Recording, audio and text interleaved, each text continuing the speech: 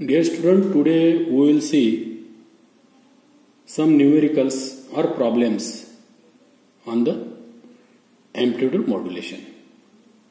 First problem is a broadcast transmitter radiates 10 kilowatt power. म्हणजे एक radio transmitter आहे तो टोटल पॉवर 10 किलोवॅट रेडिएट करतो. म्हणजे आपल्याला काय दिलेलं आहे, पीटी दिलेला आहे. Total power PT is equal to 10 kilowatt. A broadcast transmitter radiates 10 kilowatt power when percentage of modulation is 60%. म्हणजे पर्सेंटेज ऑफ मॉड्युलेशन आपल्याला दिलेलं आहे 60%. तर आपल्याला याच्यावरनं काय कॅल्क्युलेट करता येईल, काय काढता येईल, मॉड्युलेशन इंडेक्स काढता येईल. म्हणून modulation index MA is equal to 60% दिलेला आहे ना पर्सेंटेज ऑफ मॉड्युलेशन, म्हणजे एमए काय आला 60/100 दॅट इज इक्वल टू 0.6. हा एमए आला मॉड्युलेशन इंडेक्स. मग आपल्याला विचारलेलं आहे how much is the power of carrier. म्हणजे काय विचारलेलं आहे, PC is equal to what, power of carrier किती असेल. So to solve this problem we know the relation of total power is equal to PC into the bracket 1 plus MA square upon 2 असं relation आपण पाहिलेलं आहे. मग याच्यामध्ये therefore PC is equal to काय येणार, PC is equal to PT upon 1 plus MA square upon 2, 1 plus MA square upon 2. आता फक्त व्हॅल्यू पुटअप करायचे आहेत. पीटी दिलेला आहे आपल्याला 10 किलोवॅट, म्हणून 10 अपॉन 1 प्लस एमए आहे 0.6, so square of 0.6 upon 2, so that is equal to 10 upon 1 plus 0.6 चा स्क्वेअर येणार 0.36 upon 2. So that is equal to 10 upon 1 plus 0.18.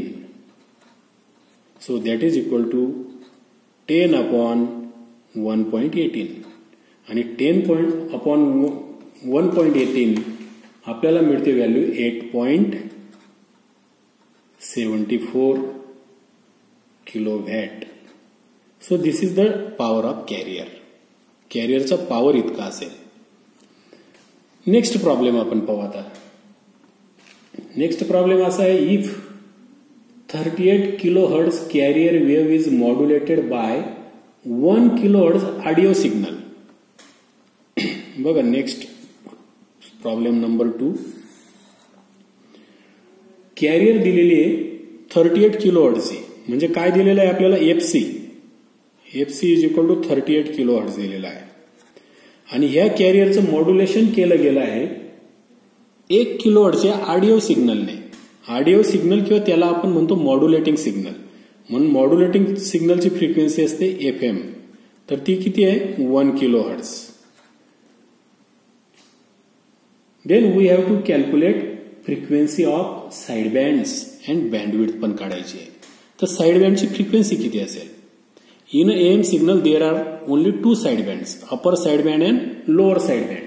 तर अगोदर आपण समजा अपर साइड बँडची फ्रिक्वेन्सी कॅल्क्युलेट करणार. So frequency of ESB is FC plus FM.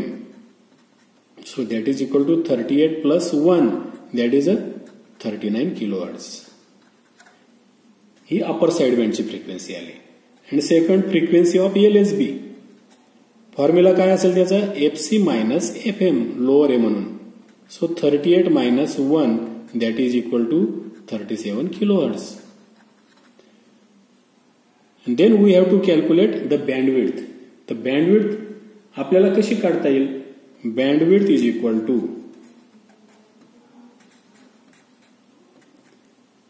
2 into FM. Modulating सिग्नलची जी फ्रिक्वेन्सी असते, ऑडिओ सिग्नलची जी फ्रिक्वेन्सी आहे त्याचं ट्वाइस टाइम डबल करायचं, म्हणून ती येणार 2 into 1 that is equal to 2 kilohertz bandwidth आली. लक्षात घ्या. नाउ नेक्स्ट प्रॉब्लेम असा आहे,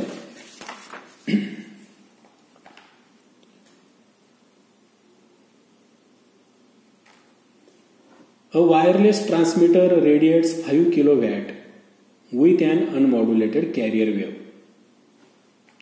and 7.2 kilowatt with a modulated carrier wave. Calculate percentage of modulation. म्हणजे आपल्याला गिव्हन काय आहे बघा.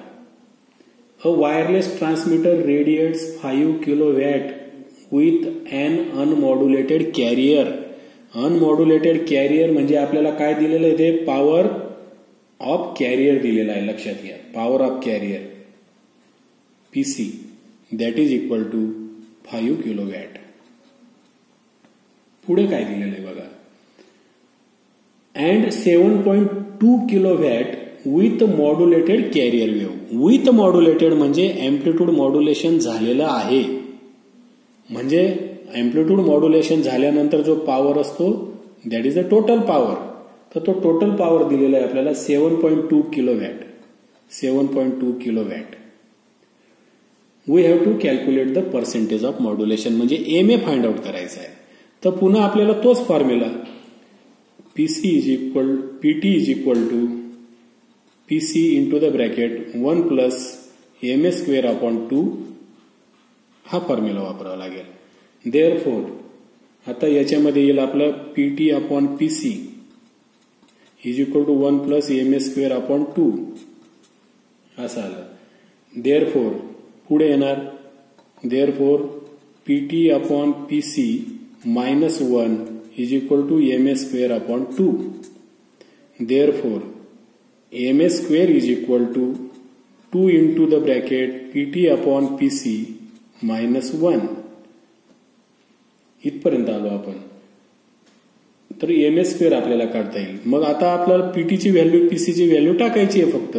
So therefore 2 into the bracket PT is 7.2 PC is 5 minus 1. Therefore that is equal to याची आपल्याला व्हॅल्यू मिळणार 0.88. So MA square is 0.88. Therefore, MA is equal to under root of 0.88 and that is equal to MA under root of 0.88 येणार. In this way 0.88 चा जर आपण square route काढला तर MA ची व्हॅल्यू मिळेल आणि त्याला 100 ने मल्टिप्लाय केलं तर पर्सेंटेज ऑफ मॉड्युलेशन मिळणार. हे लक्षात ठेवा. Next problem is the maximum peak to peak voltage of AM is 16 millivolt. Maximum हे बघा आपण एक फॉर्म्युला पाहिलेला आहे. Maximum peak to peak voltage दिलेलं आहे म्हणजे काय दिलेलं आहे एमॅक्स. एमॅक्स किती दिलेला आहे 16 millivolt. And minimum peak to peak voltage is 4 millivolt म्हणजे दिलेला आहे A minimum that is the 4 millivolt. Then calculate the modulation factor किंवा मॉड्युलेशन इंडेक्स काढायचा आहे म्हणजे एमए फाइंड आउट करायचं आहे आपल्याला. तर आपण फॉर्म्युला पाहिलेला आहे MA is equal to E max minus E minimum upon E max plus E minimum. मग काय आपल्याला फक्त व्हॅल्यू पुटअप करायला लागतील. E max 16 minus 4 upon 16 plus 4 that is equal to 12 upon 20. 12 upon 20. तर 12 upon 20 काय येणार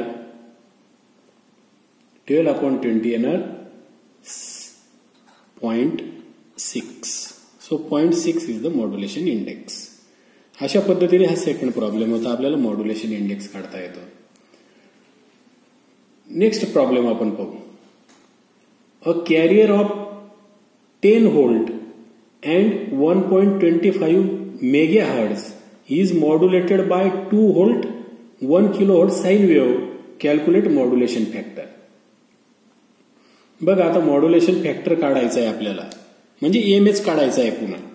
एमएचा फॉर्म्युला काय MA is equal to M upon AC. हा फॉर्म्युला आपण पाहिलेला आहे. तर इथं फक्त एम आणि एसीचे व्हॅल्यू टाका. तर दिलेलं काय अ कॅरियर ऑफ 10 व्होल्ट म्हणजे हा 10 व्होल्ट काय आहे एसी आहे. Is modulated by 2 volt sine wave signal, 2 volt sine wave सिग्नलने तो मॉड्युलेट केला, म्हणजे 2 व्होल्ट काय AM. सो 2 अपॉन कॅरियरचा अँप्लिट्यूड दिलेला आहे आपल्याला 10. So 2 upon 10 that is equal to 0.2 is the modulation index. Next problem आपण आता पाहू.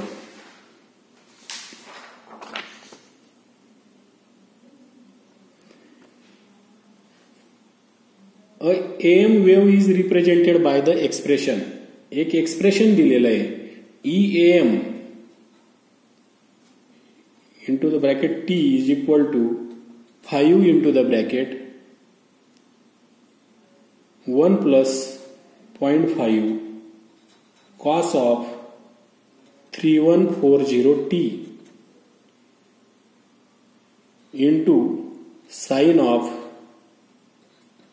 200 into 10 raised to 5t असं आपल्याला इक्वेशन दिलेलं आहे. तर आपल्याला कॅल्क्युलेट काय करायचं आहे, minimum and maximum amplitude of AM wave.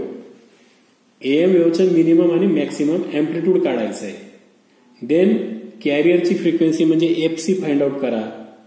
Then lower and upper side बँडची फ्रिक्वेन्सी फाइंड आउट करा. तर बघा हे इक्वेशन दिलेलं आहे आपल्याला. You know the standard equation of AM signal.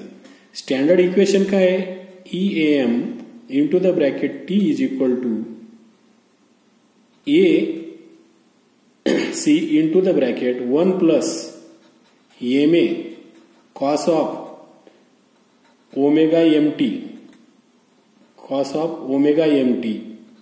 into sin of omega CT असं इक्वेशन दिलेलं आहे. हे स्टँडर्ड इक्वेशन आहे. So if we compare both equation 1 and 2, दोघांची जर आपण तुलना केली तर आपल्याला काय काय मिळेल बघा. 5 म्हणजे काय मिळेल, AC. So by comparing above equations we get AC is equal to 5 volt. कॅरियरचं अँप्लिट्यूड आपल्याला मिळालं 5 व्होल्ट. 0.5 इथं काय दिलेलं आहे, MA. म्हणजे MA काय असेल, मॉड्युलेशन इंडेक्स, दॅट इज 0.5. तो मिळाला आपल्याला. नंतर पुढे कम्पेअर केलं तर आपल्याला हा ओमेगा M काय, omega M is 3140 and you know that is equal to 2 pi FM omega M म्हणजे. therefore FM is equal to, FM is the frequency of modulating signal, 3140 upon 2 pi म्हणजे 2 into 3.14 पायची value, that is equal to 5 kilohertz. तर 5 kilohertz काय आलं, modulating सिग्नलची frequency FM. Again by comparing this two equations, omega C काय मिळेल बघा, omega C is equal to 200 into 10 raised to 5 असं मिळालं. Again omega C is equal to 2 pi FC. therefore FC is equal to 200 into 10 raised to 5 upon 2 into 3.14. so that is equal to या ठिकाणी 200 घेतलेलं आहे आपण. 200 ऐवजी आपण जर आपल्याला समजा 628 दिलेलं असतं, 628 समजा, 608 200 ऐवजी हा पण इथं येणार 628, तर इथं येणार 628. तर कॅल्क्युलेशन सोपं करण्यासाठी मी व्हॅल्यू चेंज करून टाकली. तर याची कॅल्क्युलेशन जर आपण केलं डिवायडेशन तर येणार 100 kilohertz. So 100 kilohertz is the frequency of carrier. कॅरियरची फ्रिक्वेन्सी एवढी आली. मग आता बघा आपल्याला काय कॅल्क्युलेट करायला सांगितलंय, मिनिमम अँप्लिट्यूड. तर मिनिमम अँप्लिट्यूड ऑफ AM काय असतं ते, AC minus MA into AC. Minimum amplitude म्हणजे A मिनिमम झाला तो, AC minus MA into AC. That is equal to 5 minus EMA ची व्हॅल्यू आहे 0.5 इंटू 5, तर ते येणार 4.75 व्होल्ट मिनिमम अँप्लिट्यूड. आता मॅक्सिमम अँप्लिट्यूड म्हणजे AC मॅक्स, A मॅक्स, त्याचा फॉर्म्युला काय आहे? फक्त उलट AC इथं मायनसचा फक्त प्लस करायचा आहे, EMA into AC. So that is equal to 5 इथं मायनसचा प्लस होईल, इथं 0.5 into 5 that is equal to काय येणार मग 5.25 व्होल्ट. अपर साइडबँडची फ्रिक्वेन्सी विचारलेली आहे, USB ची फ्रिक्वेन्सी तुम्हाला माहिती आहे, that is FC plus FM that is equal to FC काय आहे 100 किलो हर्ट्झ आणि FM आहे 5, म्हणजे ती आली 105 किलो हर्ट्झ अपर साइडबँडची frequency. Frequency of lower sideband that is FC minus FM, म्हणजे 100 मधनं 5 वजा करायचे, दॅट इज 95 किलो हर्ट्झ. हे आलं. लोअर साइडबँडची फ्रिक्वेन्सी FC मायनस FM काढली आपण. आणि अँप्लिट्यूड ऑफ लोअर साइडबँड त्याचा फॉर्म्युला काय आहे? EMA AC अपॉन 2 असा फॉर्म्युला आहे. EMA काय आपला 0.5, AC काय 5 अपॉन 2, तर ते येणार 1.25 volt. So in this way we can calculate amplitude modulation, maximum amplitude, minimum amplitude, frequencies in this equation.